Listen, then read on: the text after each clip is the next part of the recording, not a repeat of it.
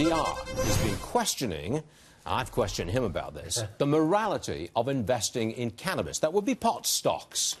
Would you invest in pot stocks? I'm not going to bury the lead, Stuart. I will give you the same answer I gave you when you gave me my pop quiz.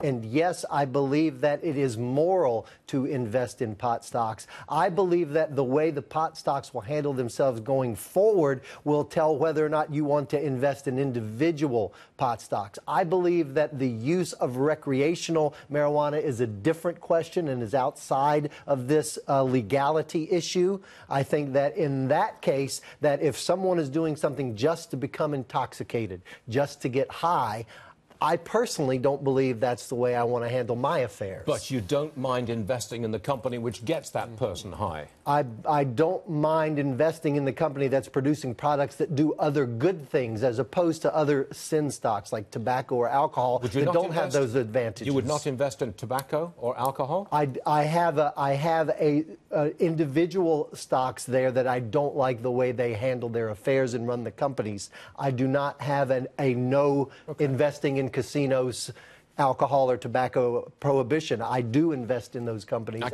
can't imagine Mike Murphy having any problem with sin stocks. I don't know why I say that. Here's the thing. I think if you want to invest to make money, you can go in whether it's alcohol, tobacco, or gambling. I have no problem with any of those things. The problem is when they're abused. So that's more on the individual. The company themselves, I have no problem with. Got it. All right.